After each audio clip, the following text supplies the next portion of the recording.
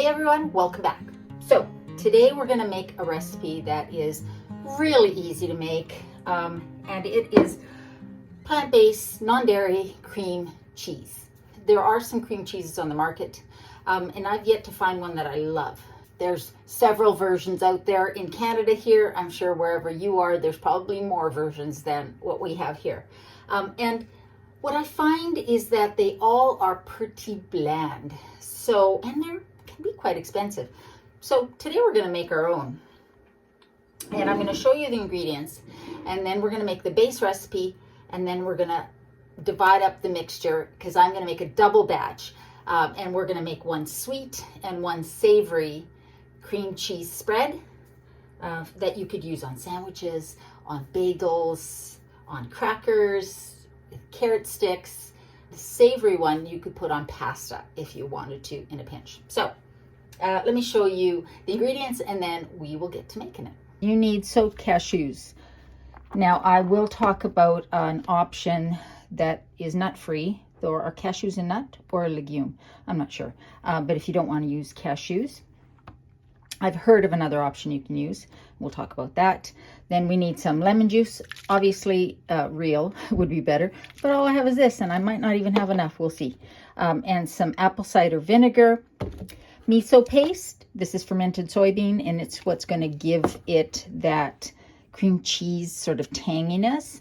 And then salt. This is the optional ingredient because miso has salt in it. You would add salt to taste. So those are the ingredients for the base cream cheese recipe. Now for the two variations that I'm going to make cinnamon and maple cream cheese, so a sweet one. We're going to use ground cinnamon and 100% pure maple syrup, Canadian crack. And then for the second one, which is the herb and garlic version, we are going to add in some Italian seasoning, some garlic powder, not garlic salt, garlic powder, some nutritional yeast, dried chives or fresh if you have them, and then some cracked black pepper. The first step in making this is to soak your cashews.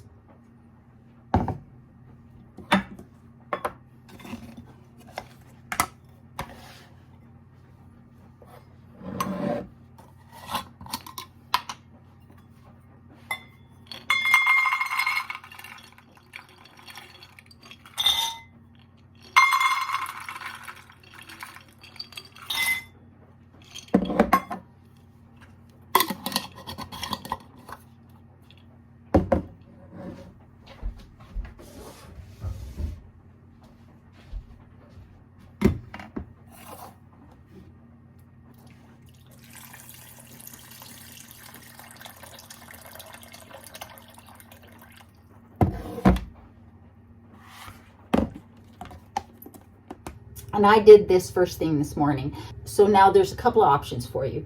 If you don't have time to soak your cashews, you can boil them. I would simmer them in a lot of water on my stove for about 10 to 15 minutes until they are soft.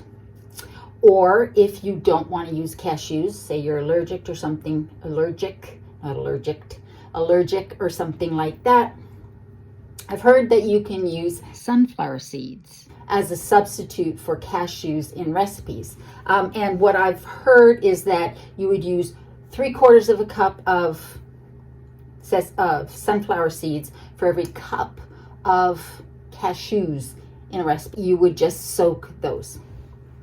So these are soaked, and what we're going to do is into the bowl of a food processor, and I do think you need a food processor. You could try it in a Vitamix blender, a high-speed blender, but a food processor is easier.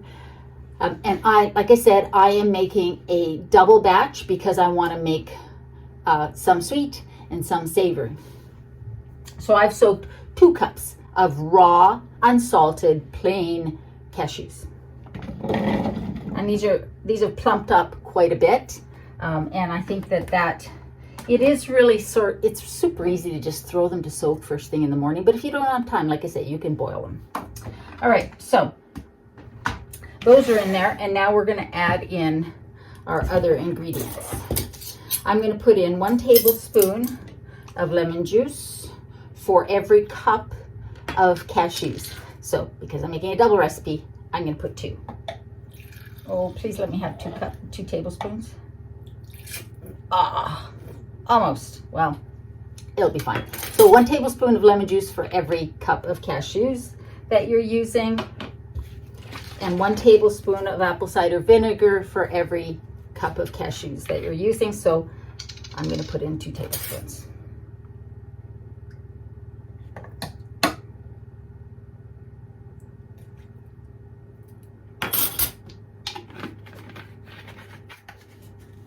And now we're putting in 1 teaspoon of miso paste for every cup of cashews.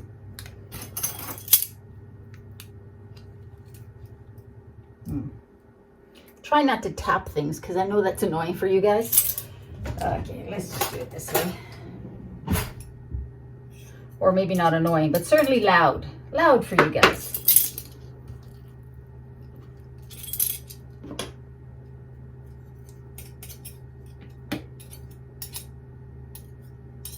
Like I said, I'm not going to add salt because I'm trying to cut back on my sodium intake.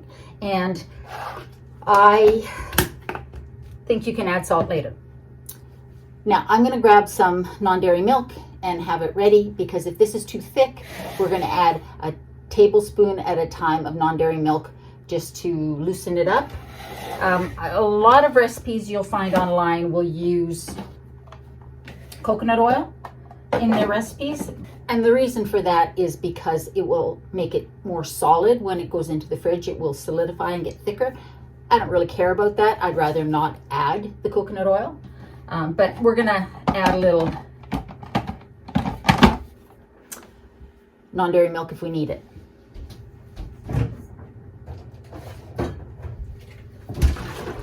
And I've got oat milk. We're going to start without though and see how it goes. Those cashews really absorb. Whoops. We are going to scrape down the sides and just keep doing that until we have a nice smooth mixture. Be patient. It will be worth it.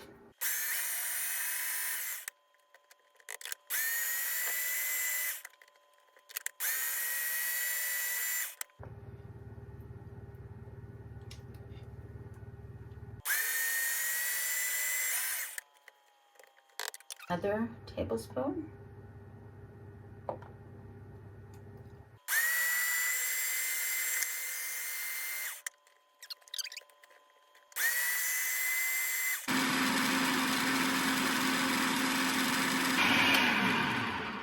I've blended that, I've processed that probably almost 5 minutes.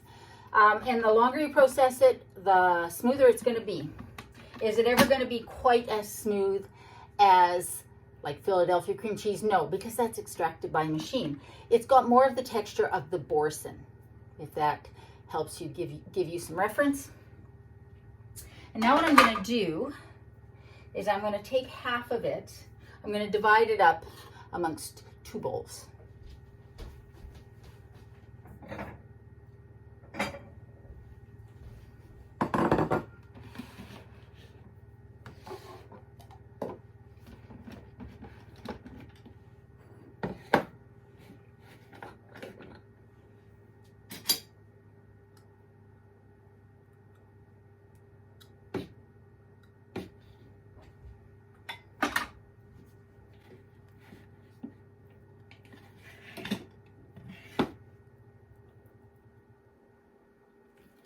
This will naturally thicken when it sits in the fridge, but it's still going to be a little softer than it would be if you had used coconut oil.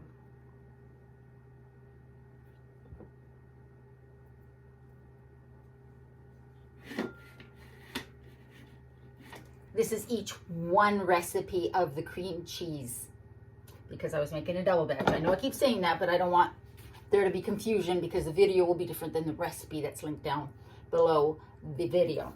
2 teaspoons of cinnamon. I think which one's got the most? I think I'll do this one.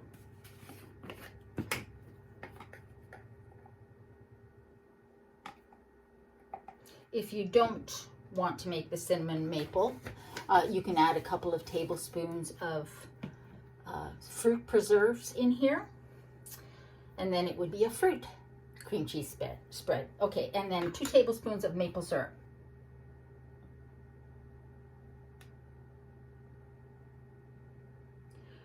You could replace the maple syrup with brown sugar if you wanted.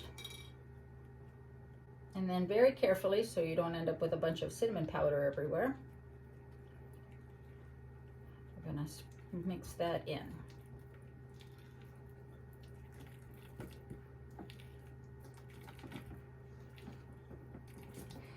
The texture with the maple syrup in there, because it makes it a little bit softer, is kind of like the whipped cream cheese that Philadelphia has. If you've ever tried that, it's softer because it's a whipped consistency. Okay, let's give this a try.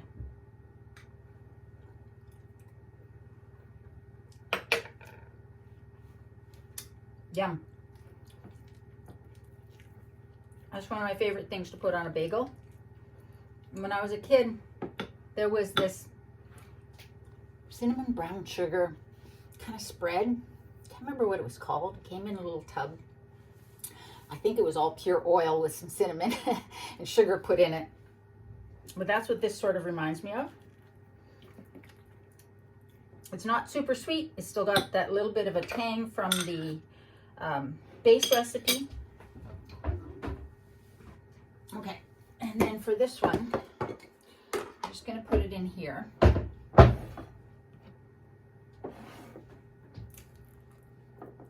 then we'll put it in the fridge.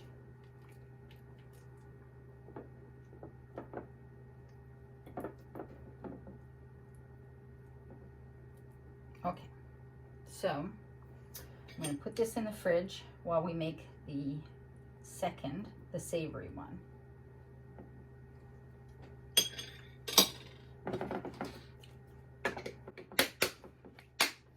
So to one recipe of the base cream cheese mixture, we're going to add 1.5 teaspoons of Italian seasoning. Now you can adjust these however you like. You can add more, you can add less, however you like. So 1.5 teaspoons of Italian seasoning, 1/2 to 1 teaspoon of garlic powder. I'm going to add a teaspoon. This cream cheese version, the savory one, I like to use as a spread when I'm making sandwiches. It's really good. Or on bagels, or just on toast. 1 tablespoon of nutritional yeast, aka nooch, not regular yeast. I always say that because I always have questions in the comments for people who aren't familiar with nutritional yeast. If you don't have it, leave it out. Okay, 1 tablespoon, 1 to 2 tablespoons of dried chives. I'm going to add 1 tablespoon now and then maybe another one later after we're done mixing, if I think that it needs it. And then cracked black pepper to taste. A nice good amount. And you can add salt here if you want to, if you didn't add it in the base recipe. And then we're just going to gently mix this in together.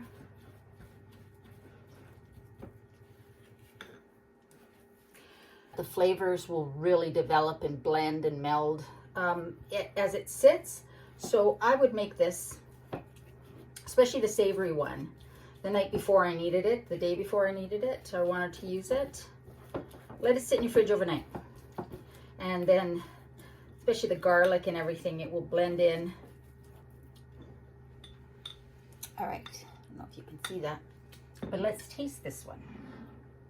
Again, the flavors will be better and the chives will have softened if it sits in the fridge, but let's taste it. That's good. That's really good. The nutritional yeast gives it a little bit of more of a cheesy flavor. Very good. I don't think I'm going to add more chives. Use whatever herbs that you like. You could use dill, parsley, basil, whatever you want. So now I'm going to put this one in its little container. This one's a little bit more, a little thicker, but a little bit more, not solid, but denser than the one with the maple syrup, because we didn't add any liquid to this. We added more dried ingredients. So this one will be a little thicker. Now, I've not tried freezing this, so any of you guys that are going to ask me that, I don't know if this freezes. I just use it up. Okay, so I have one bagel, oops, one bagel left in the house. So I have toasted that sucker, and we've got a nice cup of tea here. And I've put some cream cheese. This is the cinnamon maple, and this is maple cinnamon, whatever. And this is the herb and garlic cream cheese. So let's try the herb and garlic, herb, and garlic cream cheese first.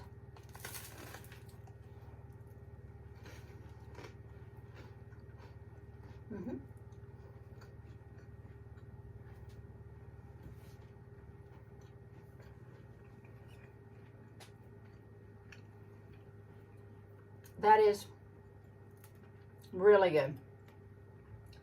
You can play around with the seasonings. Again, you probably want to add more salt than I did, or actually add salt. Okay, let's cleanse the palate.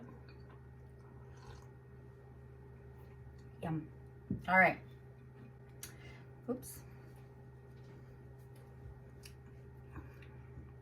Now, let's try this one.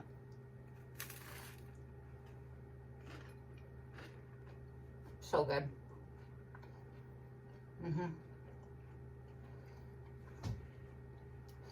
You can use this on pancakes, waffles, apple slices, for your kids, for a dip, for a snack, for your kids or your grandkids. So delicious. This is actually my favorite one because it reminds me of that spread from when I was a kid. Hold on. I'm going to show you what these look like. So that's my recipe for plant-based, vegan, non-dairy cream cheese. Not hard to make. The longest part of it is actually the processing, and you really do want to take your time with that. Keep scraping down the sides and just let it do its thing until it softens, which is why I think soaking the cashews as long as possible, even if you soak them like for 24 hours, just get them nice and soft and plump, because that will help them blend. So let me know if you try this, or if you have your own recipe that you make. Share it so that we can all give it a try. If you try it with the sunflower seeds versus the cashews, let me know how that turns out. Anyways, guys, I hope you guys are doing well. I hope you're staying safe. Remember, in a world where you can be anything, be kind. I love you, and I'll see you next time.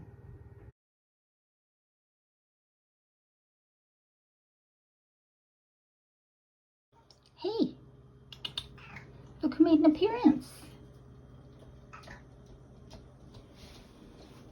Sleeping under my quilt on my bed. Must have realized it's supper time.